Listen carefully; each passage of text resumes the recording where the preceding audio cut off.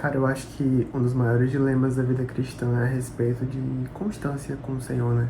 Sobre o tempo que a gente gasta com Ele, porque a gente quer fazer o devocional certinho, a gente quer orar, a gente quer estudar a palavra, a gente quer conhecer as Escrituras. Só que a gente começa a se deparar com uma realidade, com uma rotina de muitas demandas, de muitas coisas, e parece que fica difícil, parece que a gente fica ali com aquele sentimento de, cara, não tô fazendo o suficiente. E ainda piora nos dias em que a gente não tá tão produtivo assim, que a gente vai orar e parece que a nossa mente começa a viajar e a gente já fica tipo, Deus, obrigado pelos meus pecados, Deus abençoa Deus, fica com Deus, e você vai ler a Bíblia e você não entende direito o que tá escrito, e quando chega na parte de genealogia ainda, meu Deus, fulano é filho de fulano, que é filho de fulano, que é filho de fulano. É muito importante ler genealogias para você entender a história, mas às vezes tem dias que a gente fica perdido. E talvez surja na sua cabeça, na sua mente, aquela questão, cara, acho que Deus não me ama, porque eu não faço isso tão bem. Tem pessoas que fazem isso de uma maneira muito melhor do que eu. Tem gente ali no Instagram que posta todo dia ali assiduamente o devocional 4 da manhã. Então, será que Deus aceita o que eu tô fazendo? E é por isso que eu quis trazer a conversa para o vídeo de hoje. Então, seja bem-vindo a mais um vídeo do meu canal, e a gente vai conversar hoje sobre constância no relacionamento com Deus. Essa é uma área que eu já tive muitas dificuldades, muitas dúvidas de deixar de fazer o pouco tempo que eu tinha, porque eu achava que não ia ser suficiente. Ser constante é cultivar um lugar para a presença de Deus, um lugar onde como você vive importa. Então, para começar, eu acho muito interessante a gente falar sobre Isaías 57, porque Isaías 57 fala sobre a habitação do Senhor, mas também uma atitude que ele tem, um desejo. Minha janela quer participar do vídeo. Então, Isaías 57 fala assim, que Deus ele habita num alto e santo lugar. Então, para agora e pensa naquilo que você conhece de mais nobre, de mais valioso que existe. Cara, a janela continua querendo participar, então se fizer barulho aí, vocês ignorem, tá bom? Tá ventando muito. Pensa naquilo de mais valioso e nobre que existe. Agora pensa que Deus, e o lugar em que Ele habita, é muito mais, é infinitamente superior a isso. Então Deus ele habita num alto e santo lugar. Mas no versículo 15 de Isaías 57, ele fala, mas também habito com contrito e abatido de espírito, para vivificar o espírito dos abatidos e vivificar o coração dos contritos. Cara, isso me pega muito, porque Deus não tem necessidade nenhuma de habitar conosco. Deus não tem falta alguma de ter seres humanos com Ele. Ele é completo em si mesmo. Ele habita num alto e santo lugar. Ele é soberano sobre toda a criação. Mas Ele escolheu pela sua própria vontade, pelo seu próprio prazer, pelo seu próprio amor, criar a humanidade. Então, mesmo diante de toda a sua glória, Ele deseja habitar no nosso meio. A Bíblia fala que Ele não despreza um coração quebrantado e arrependido. O salmista fala, Ele está perto daqueles quebrantados e arrependidos de coração. Por que eu estou falando disso? Sobre onde Deus habita, sobre a ausência de necessidade dele em ter pessoas com Ele. Para que a gente entenda que o nosso relacionamento com Deus não é algo sobre nós, é sobre Ele. Não existe nada que a gente possa fazer para aumentar o amor de Deus por nós. Não tem como comprar o amor do Senhor. Não fomos nós que o escolhemos. Ele nos amou, Ele nos escolheu. O que a gente tem para oferecer para Ele? Se a gente for colocar na balança ali, todos pecaram, todos não alcançaram. Ninguém alcançou o padrão da glória de Deus, mas Deus provou o seu grande amor, enviando Cristo, quando ainda éramos seus inimigos. Ou seja, não foi uma coisa que a gente fez, mas Ele deseja estar conosco, na nossa vida, no nosso dia a dia, porque nós somos a sua feitura. Nós somos seus filhos, filhos que foram comprados pelo sangue do Cordeiro. Aqueles que estão em Cristo são novas criaturas e vivem com Ele. Então Ele não rejeita o nosso coração, por mais imaturo e falho que seja. Ele ouve nossas orações. Ele está perto do nosso quebrantamento. Então, por que eu estou falando disso? De toda essa questão do lugar onde Deus habita, qual é o coração do Senhor e que não tem nada que a gente possa oferecer para Ele nos amar, para Ele se sentir mais atraído pela nossa companhia. Para que a gente entenda que, cara, o devocional não é uma agenda, não é um checklist, não é os 5 passos perfeitos da vida cristã para você ser um crente de verdade, mas é pra gente entender que houve uma intencionalidade de Deus em nos aproximar dele. E o nosso devocional, a nossa vida de oração, a nossa constância com o Senhor é sobre filhos que desfrutam e convivem na companhia do seu pai, que convivem com o seu pai, são filhos que se derramam e se arrependem diariamente diante dele. Ser constante não se trata de participar de todos os congressos e conferências da sua igreja, de estar em todos os retiros, porque muitas vezes a gente vai para esses eventos, para esses retiros, para essas, dependendo da sua vertente congregacional, campanhas. Você pode viver 1001 emoções ali naqueles dias, mas quando volta, onde está Deus na sua vida? Onde está o seu olhar para Ele durante esses dias? Então, a gente precisa entender que ser constante com o Senhor é responder todos os dias ao desejo dele. E qual é o desejo? Habitar no meio do seu povo.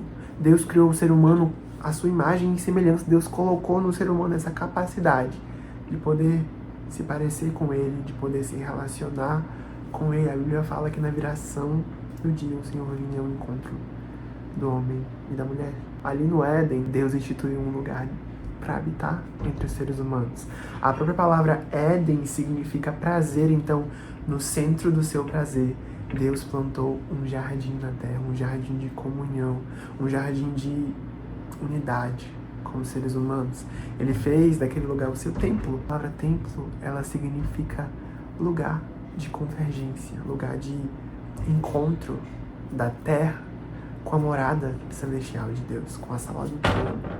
Então, o templo é a simbologia, é o significado de que toda a criação, ela é a habitação de Deus e ela existe para sua glória e para voltar o seu olhar, voltar o seu propósito para Ele.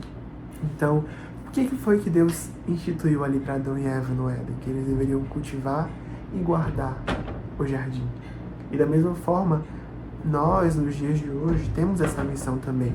Cultivar e guardar esse lugar. Ser essa casa agradável para a presença de Deus em meio à nossa rotina. Entregar todo o seu dia para o Senhor. Aquilo que você faz no seu trabalho, aquilo que você faz na sua casa, o momento que você tira para fazer o devocional, para pensar no Senhor. Todo o seu dia, não é partes dele, não. Essas partes aqui são minhas, essas partes aqui são do meu trabalho, essas partes aqui são do Senhor. O devocional, ele vai além de alguns minutos, de algumas horas. É um estilo de vida. A sua rotina diária como adoração ao Senhor. E adoração não é a música que você canta. É a vida que você leva quando a música para de tocar. Eu também entendo que devocional não é o tempo que você para ali e lê algumas passagens só. Que você lê um livro de devocional, que você medita algo sobre Cristo. Mas é a vida que você vive com aquele momento que você viveu ali. Tipo, a partir daquele momento, quais são as suas escolhas? Quais são as suas prioridades? Quais são os passos que você vai seguir a partir daquele momento? E eu acho muito interessante olhar para essa relação de amizade com o Senhor, de parceria com o Senhor, de encontro diário com o Senhor. E eu olho para a amizade de Jesus com Lázaro, Marta e Maria. Cara, eles eram 3 irmãos em que Cristo tinha uma casa de amigos para repousar. Eu acho muito interessante quando a gente vê aquela passagem em que Jesus ele vai para o templo e ele vê ali que fizeram naquele lugar um covil de ladrões, estão fazendo a casa de Deus de negócio, ele revira aquelas mesas, expulsa aqueles cambistas e não há lugar para ele. Ele fala, não existe lugar para a presença dele ali. Só as criancinhas são capazes de reconhecer o Deus encarnado ali. No final daquela passagem diz, saindo dali, ele partiu para Betânia. E em Betânia moravam esses 3 amigos em que Cristo ia. Cristo foi escolhido como uma boa parte por Maria de Betânia ali. Ele ressuscitou seu amigo Lázaro. Sabe, ele tinha uma casa ali onde ele podia repousar. E eu entendo que nós, eu e você, precisamos ser isso. Uma casa de amigos onde o Senhor possa repousar. Pessoas que o buscam e o desejam por quem Ele é, não somente por aquilo que Ele tem para oferecer. Sabe? Você não pode tratar o seu devocional como, não, eu vou fazer o devocional aqui porque eu quero que Deus me abençoe. Vou cantar louvores a Ele porque eu quero que Ele me abençoe. Eu vou jejuar em troca de algo que Ele possa me dar. Cara, jejum é um ato de amor. Dizer, Senhor, eu preciso de Ti mais do que do meu alimento para o meu corpo. Eu preciso de Ti mais do que as minhas forças físicas, porque a força que eu tenho em Ti é muito melhor, sabe? Jejum de saudades pelo noivo, em que ele fala ali, cara, dias virão em que o noivo estará tirado. Aí os meus discípulos, eles vão jejuar de saudades por mim, sabe? Estar com o Senhor não querendo bens, riquezas, sucesso aos olhos do mundo, mas estar com Ele simplesmente por quem Ele é, querendo a Ele. Ter zelo pela presença dele, assim como Davi, que dizia, Senhor, eu não darei descanso aos meus olhos, eu não vou descansar, eu não vou dar sono a mim mesmo enquanto eu não encontrar um lugar para o Senhor habitar. Nos alegrarmos mesmo diante das tribulações, das dores, das perseguições, como Paulo se alegrou. A vida cristã não é uma vida perfeita. Não é uma vida de total alegria o tempo todo. A gente pode ter momentos tristes também, momentos de fraqueza, momentos de dor. Se existe um evangelho pregado em que só há divulgação de dias perfeitos e super felizes sempre, sem dor, sem perseguição, sem tristeza, esse é um evangelho mentiroso. João Batista, aquele que preparou o caminho do Senhor, morreu decapitado. Cristo não o ressuscitou.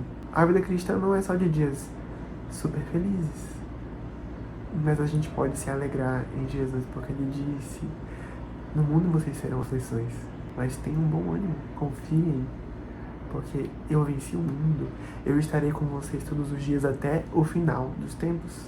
Ele deixou conosco o seu Espírito, o Espírito do Deus vivo está conosco. E para ligar aquilo que eu falei agora, ali no início de como você vive importa, a gente precisa voltar ali para o breve catecismo de Westminster, que ele fala que o fim principal do homem é glorificar a Deus e gozá-lo para sempre, amá-lo para sempre, desfrutar da sua companhia para sempre. Então, como você vive importa, porque quando você entende qual é o fim da sua vida, quando você entende qual é o propósito da sua existência, que é glorificar a Deus e amá-lo para sempre, como você vive importa. Como você vive diante desse entendimento de que você nasceu para glorificar ao Senhor.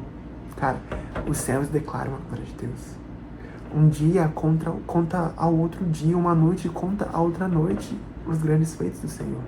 Então, a gente precisa fazer aquilo que Deus instruiu ali o povo de Israel, que eles deveriam fazer quando eles estavam entrando na Terra Prometida. Escrever essas palavras, escrever essa aliança na nossa mente, no nosso coração, nos umbrais das portas, em todo canto, para a gente não se esquecer de que a nossa vida é dele e com ele nós precisamos viver, porque ele é o fim da nossa vida. Amá-lo, viver com ele, porque ele primeiro nos amou. Ele é a razão da nossa existência. Então essa precisa ser a nossa maior ambição e motivação sempre. Contemplar o Senhor e desfrutar da companhia dele todos os dias. Eu sou a habitação dele e eu posso convidá-lo para se sentar comigo enquanto eu estudo, para se sentar comigo enquanto eu como, enquanto eu trabalho, enquanto eu dirijo, enquanto eu vivo. Nós vivemos para o prazer dele. Então, se aquilo que nós fazemos o glorifica, nós estamos plenamente satisfeitos. Então não se trata de coisas extraordinárias, mas se trata de conhecer ao Senhor para discernir os tempos e as estações. Conhecer o Senhor para saber o que Ele espera de nós em cada fase da nossa vida.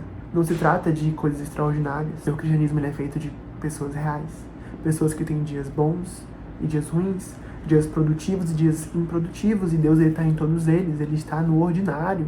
A constância no relacionamento com Deus é sobre filhos que voltam o seu olhar e desfrutam da sua presença, que leem a Bíblia mesmo no tempinho apertado, que falam com ele constantemente em oração, mesmo numa rotina muito puxada, orando ali na sua mente, pensando no Senhor, refletindo naquilo que você leu na Bíblia sobre ele e convidando o Senhor para fazer parte do seu dia e vivendo ali com ele em harmonia. Pessoas que jejuam de saudades do noivo, Então, não espere o momento perfeito. Não espere grandes acontecimentos, não espere arrepios, emoções marcantes, porque a sua vida, ela acontece no ordinário. Só continue voltando para Ele. Só continue respondendo esse anseio do Senhor por comunhão. Cultive e guarde o seu coração, esse lugar em que o Senhor habita. Coloque aquilo que é importante em primeiro lugar e seja intencional em responder ao convite do Pai, em fazer essas pequenas escolhas todos os dias, por amor a Ele.